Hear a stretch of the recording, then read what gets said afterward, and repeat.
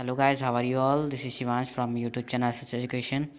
This is third part of chapter 10 Elder Brother, and thanks for giving the likes of my aim, 15 likes before one video, and I hope you will complete this video aim too. So let's start the video.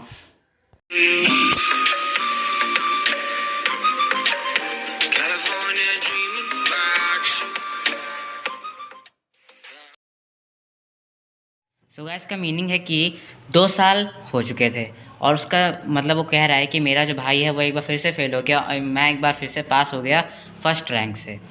फिर मतलब अब जो है उसका भाई और उसके बीच में सिर्फ 2 साल का अंतर था। जैसे कि मैं हूँ थर्ड में और मेरा भाई फिफ्थ में, बड़ा भाई। और मतलब उसको बहुत थोड़ा प्राउड भी हो रहा था अपने ऊपर, और उसका जो ईगो होता है वो एकदम मतलब फट गया था, एक तरह से कह सकते हैं, जैसे गुब्बारा फूल के फट जाता है वैसे ही। इतनी मतलब ईगो हो गया था उसके अंदर। ईगो का मतलब यहाँ पे लिखा ही है a person sense of self importance. उसको अपनी सेल्फ इम्पोर्टेंस मतलब कह सकते हैं कि घमंड हो गया था, ईगो। माई ब्रदर्स वे ओवर मी एज ओवर, मतलब उसका भाई जो सुनाता रहता था उसको कि ऐसा करो कि पढ़ो, मतलब जो उसको सुनाना था वो उसका बंद हो गया था, उसके भाई का सुनाना उसको बंद हो गया था। As I begin to partake, उसको मतलब ये कह सकते हैं कि एकदम फ्री हो गया था, फ्रीली हो गया था अपने भाई से। वो कुछ भी कर सकता था, किसी भी गेम में पार्ट ले सकता था और किसी भी रेस में पार्ट ले सकता था। उसका मतलब उसका जो स्पिरिट्स थे वो काफ़ी बिल्कुल हाई हो गए थे। और एक दिन हुआ ऐसा कि जब उसने पूरा दिन गिल्ली डंडा खेलता रहा, और एक जब खाने का टाइम होता है तब वो वापस आया। फिर जब उसका भाई जो था मतलब ऐसा इतना गुस्से में था, मतलब बिल्कुल तलवार लेके उसके पीछे पड़ गया। तलवार लेके नहीं, मतलब मुहावरे के हिसाब से बता रहे हैं, तो असली में थोड़ी ना तलवार लेके पहुंच जाएगा। मतलब बहुत गुस्सा आ गई थी उसको। आई सी, उसके भाई ने फिर कहा कि I see you have passed this year, you are the first in the class, कि मतलब मुझे पता है कि तुम पास हो गए हो और तुम फर्स्ट हो अपनी क्लास में। And you think you have conquered the world, और तुमको लगता है कि तुमने दुनिया जीत ली। फिर उसके बाद उसने कहा but even great man live to regret their pride, मतलब कि उसके भाई ने कहा कि जो मतलब बड़े से बड़े आदमी live to regret their pride, मतलब कि बड़े से बड़ा आदमी भी जो होता है उसको अपने अभिमान बहुत मतलब अपने अभिमान पे पछतावा होता है बाद में। और फिर तुम अपने आप को उनसे क्यों मतलब कंपेयर कर रहे हो। तुमने रावण का तो सुना ही होगा, वो मतलब मास्टर था पूरी दुनिया का, और जितने भी किंग थे दुनिया के वो सब उसको टैक्स पे करते थे, और जब भगवान होते थे वो उसके सर्वेंट्स होते थे, मतलब नौकर होते थे। लेकिन आखिरी में क्या हुआ, उसका जो मतलब घमंड था वो चूर चूर हो गया, और पूरी मतलब दुनिया से उसका नाम चला गया, और सब लोग जानते हैं उसके साथ क्या हुआ। और you must have promote one grade and U turn fight, मतलब इसका मतलब है कि तुमने सिर्फ एक ही साल अभी प्रमोट किया है और तुमने पढ़ाई से मतलब मुँह ही मोड़ लिया। Now come to next paragraph. Just passing an exam is not enough, the real thing is to develop your mind. Wait till you reach my class. Algebra and geometry will drive you mad. And God help you with British history. Those poor fellows didn't have names enough to go around. There were scores of Charles. After every name, they have to put second, third, fourth, fifth. If anybody had asked me, I could have read of thousands of names. And as for geometry, if you write ABC instead of ACB, your whole answer is marked wrong.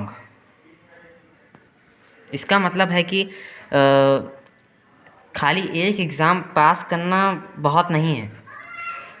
जो मतलब तुम्हारा जो असली चीज़ है वो है अपने mind को डेवलप करना।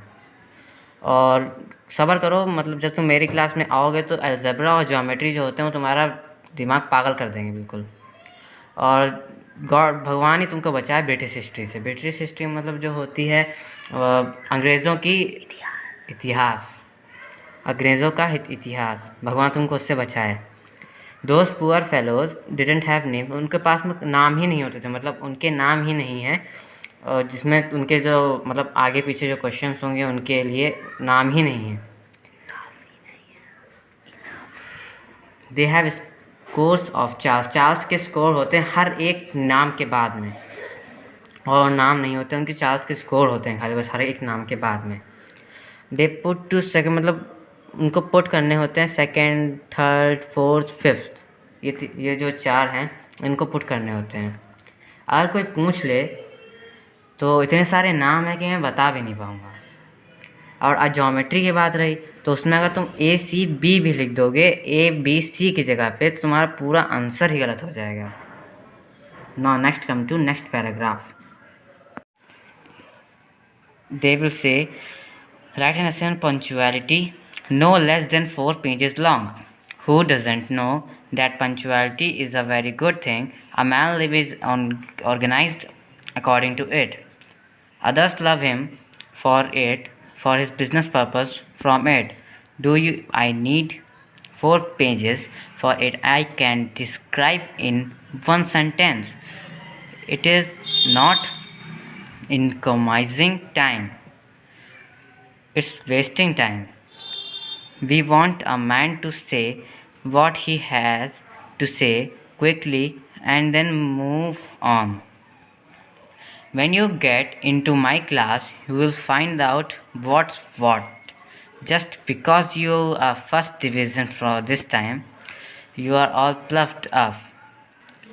I failed, but I still older than you, and I have more experience of the world. Take my advice, you all be sorry. Now let's understand it. वो कहेंगे कि पंक्चुअलिटी पे एक ऐसे लिखो जो कि 4 पेज से छोटा नहीं होना चाहिए था। कौन नहीं जानता कि जो मतलब पंक्चुअलिटी है वो एक बहुत अच्छी चीज़ है, जो एक आदमी का कैरियर होता है, पूरी लाइफ जो होती है वो उसके ऊपर ऑर्गेनाइज होती है, उसके ऊपर निर्वाहित होती है। Others love him for his business purpose, बाकी लोग उसको, वो अलग बात है कि बाकी लोग उसको प्यार करते हैं बिजनेस के लिए। डू आई नीड 4 पेजेस, क्या मुझे 4 पेजों की ज़रूरत है उसको डिस्क्राइब करने के लिए? मैं तो उसको सिर्फ एक ही सेंटेंस में डिस्क्राइब कर सकता हूँ। It is not compromising time, it's wasting time, मतलब कि ये जो चीज़ है इसको टाइम वेस्ट कहना कहते हैं। I mean economising time, it's wasting time.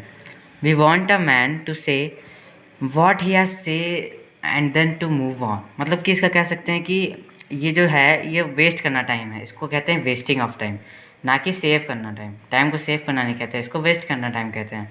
मुझे कोई ऐसा आदमी मिल जाए जो बिल्कुल मतलब कि कहे कि ये सब छोड़ो, टाइम वेस्ट करना छोड़ो, सीधे मूव ऑन करो, मतलब आगे बढ़ो। और उसके बाद नेक्स्ट पैराग्राफ का हम लोग मीनिंग समझते हैं। When you get into my class, मतलब कि जब तुम मेरी क्लास में आओगे तब तुमको ये मालूम पड़ेगा कि क्या से क्या, सिर्फ मतलब बिकॉज तुम इसलिए ऐसा सोच रहे हो, फूले नहीं समा रहे हो क्योंकि तुम फर्स्ट डिवीज़न आ गए हो इस बार। मैं फेल हुआ हूँ बट तब भी मैं तुमसे बड़ा हूँ, एंड आई मोर, मुझे तुमसे ज़्यादा एक्सपीरियंस है वर्ल्ड का, दुनिया का तुमसे ज़्यादा एक्सपीरियंस है मुझे। मेरी एडवाइस मानो, यू विल बी सॉरी, तुमको माफ़ी मांगनी पड़ेगी। Now next come, it was almost time for school, or I don't know when the summers would have ended. I didn't have much appetite then that day. I got a scolding like this when I passed. Maybe if I had failed, I would have to pay with my life. My brother's tribal description of studying in the 9th grade really scared me. I surprised I didn't run away from school and go on home. Still, I didn't miss a chance to play. I didn't study, but much less. Well, just even to complete the day work and not be. Now let's understand the meaning of this. लेकिन पहले हम लोग ये पढ़ लेते हैं। Disagreed in class, but the confidence I had gained in myself disappeared and I began to live like a thief. Now let's start the meaning of this paragraph and the next paragraph. ये time था जब मतलब school था और मतलब जो lectures होते हैं वो ख़त्म होते थे, मुझको मालूम नहीं था कब ख़त्म होंगे। मतलब मैं बिना कुछ खाए पिए अपना मतलब मील भी नहीं मैंने नहीं लिया था, बिना कुछ खाए पिए सब कर रहा था मैं। It was a good scolding like this when I passed may be if I had failed.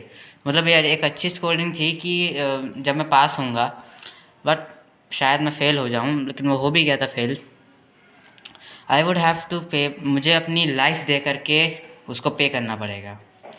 My brother tribal description of studying in 9th grade.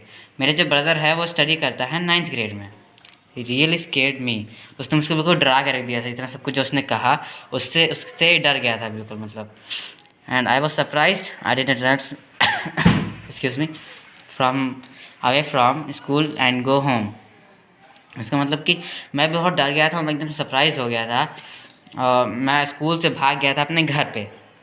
Now let's understand the meaning of next paragraph. Still I didn't miss this chance to play. मैंने तब भी miss नहीं किया chance खेलने का। I did study but much less. मैंने पढ़ा वक्त बहुत कम पढ़ा। Well just enough to play complete day's homework. सिर्फ अपने दिन भर का वर्क कंप्लीट करने तक मैंने पढ़ा। Now next come to next page. See, this all is by mistake highlighted till now. Here only I have explained till now. Disgrade in classes, but the confidence I had gained in myself disappeared and I began to live.